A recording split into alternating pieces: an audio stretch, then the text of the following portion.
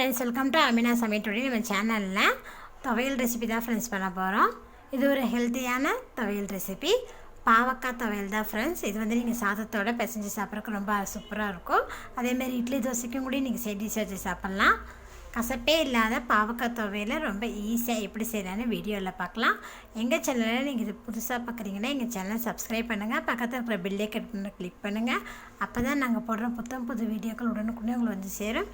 இந்த வீடியோவை ஸ்கிப் பண்ணாமல் பாருங்கள் ஃப்ரெண்ட்ஸ். பாவக்காய் துவையல் பண்ணுறதுக்கு ஒரு கடாய் எடுத்திருக்கேன். கடாய் சூடாயிருச்சு. இப்போ இதில் ஒரு டேபிள் ஸ்பூன் போல் எண்ணெய் ஆட் பண்ணிக்கோங்க. எண்ணெய் சூடாயிருச்சு. இப்போ இதில் ஒரு 2 டேபிள் ஸ்பூன் போல் உளுந்து ஆட் பண்ணிக்கலாம். உளுந்தை நல்லா எண்ணெயில் வறுத்துடலாம். லோ ஃப்ளேம்லேயே வச்சு வறுத்துக்கோங்க. பாருங்கள், உளுந்தோட பச்சை வாசம் போய் உளுந்து பாருங்கள் நல்லா வறுபட்டுருச்சு. கலர் பார்த்திங்கன்னா சேஞ்ச் ஆகிருக்கு பாருங்கள். இப்போ இது கூட ஒரு டேபிள் ஸ்பூன் போல் வரமல்லி ஆட் பண்ணிக்கோங்க. இது கூட சேர்த்து வறுத்துக்கலாம்.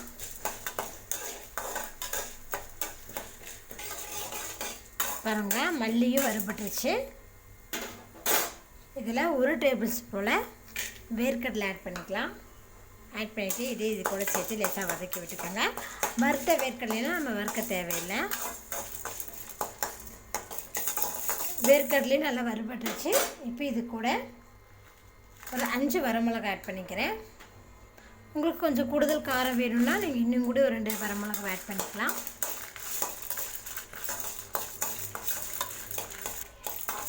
பாருங்கள், வரமிளகாவும் நல்லா வறுபட்டுருச்சு. இப்போ இது கூட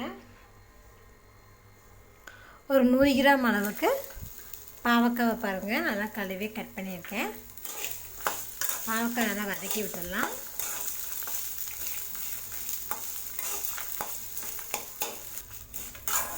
பாவக்காய் பாருங்கள் எண்ணெயிலே நல்லா வதங்கிருச்சு. பாவக்காய் நல்லா எண்ணெயிலே வதங்கும் போது நமக்கு வந்து அந்த கசப்பு தன்மை கொஞ்சம் குறைவாக இருக்குங்க. இப்போ இது கூட ஒரு டேபிள் ஸ்பூன் போல் ஜீரகம் ஆட் பண்ணிக்கலாம். அதோடவே கொஞ்சமாக புளி ஆட் பண்ணிக்கலாம். இது ரெண்டையும் லேசாக வதக்கி விட்டுடலாம்.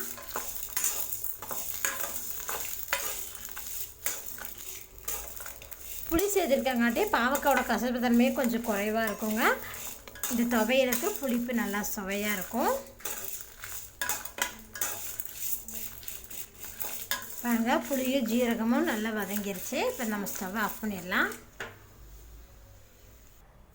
பாருங்கள், நம்ம எண்ணெயில் வறுத்து பாவக்காய் வரமிளகாலாம் நல்லா ஆறிடுச்சு. இப்போ மிக்ஸி ஜாரில் சேர்த்துனதுக்கப்புறம் இது கூட கொஞ்சமாக உப்பு, ஒரு டேபிள் ஸ்பூன் பொடிச்ச வெல்லம். பொடிச்ச வெல்லம் எதுக்கு போடுறோன்னா அதோட கசப்புத்தன்மை குறைவு பண்ணுறதுக்காக தான். இப்போ இது நல்லா கொஞ்சம் அரைச்சி எடுத்துக்கலாம். பாருங்கள், ஒரு டேபிள் ஸ்பூன் தண்ணி ஆட் பண்ணி நல்லா அரைச்சி எடுத்துட்டேன். இப்போ இதை வேற ஒரு பவுலுக்கு மாற்றிக்கலாம். பாருங்கள், வேற ஒரு பவுலுக்கு மாற்றியாச்சு. இப்போ இதுக்கு நம்ம தாளிப்பு ரெடி பண்ணிடலாம். தாளிக்கிறதுக்கு ஒரு சின்ன கரண்டியில் ஒரு டேபிள் ஸ்பூன் எண்ணெய் ஊற்றிருக்கேன். எண்ணெய் சூடாகிடுச்சு. இப்போ இதில் ஒரு அரை டேபிள் ஸ்பூன் கடுகு ஆட் பண்ணிக்கலாம். கடுகு பொரியும் போதே கொஞ்சமாக உளுந்தம்பருப்பு, கூடவே கொஞ்சமாக கடலைப்பருப்பு. பாருங்கள், இதெல்லாம் பொரிஞ்சதுமே இதில் கொஞ்சமாக கருவேப்பிலை. தாளிப்பை நம்ம ரெடி பண்ணி வச்சுருக்கிற பாவக்காய் துவையல் ஆட் பண்ணிடலாம். ஹெல்த்தியான பாவக்காய் துவையல் ரொம்ப டேஸ்ட்டாக பண்ணிட்டோம். இதில் வந்து நம்ம வேர்க்கடலை, உளுந்து எல்லாம் சேர்த்திருக்கோம், தனியெல்லாம் சேர்த்திருக்காங்காட்டி இதில் கசப்பு தன்மையெல்லாம் ரொம்ப குறைவாக தாங்க இருக்குது. டேஸ்ட்டு சூப்பராக இருக்குது. இது நீங்கள் சாதத்தோடு பிசைஞ்சு சாப்பிட்லாம். இட்லி தோசைக்கும் கூட நீங்கள் இது தொட்டு சாப்பிட்லாம். ரொம்ப அருமையாக இருக்கும். நீங்களும் இந்த ரெசிபியை செஞ்சு பாருங்கள் ஃப்ரெண்ட்ஸ். செஞ்சு பார்த்துட்டு உங்கள் கமெண்ட்டை சொல்லுங்கள். இந்த வீடியோ உங்களுக்கு பிடிச்சிருந்தனா லைக் பண்ணுங்கள், உங்கள் ஃப்ரெண்ட்ஸுக்கு ஷேர் பண்ணுங்கள். ஆமினா சமையல் சேனலை சப்ஸ்கிரைப் பண்ணுங்கள். நன்றி.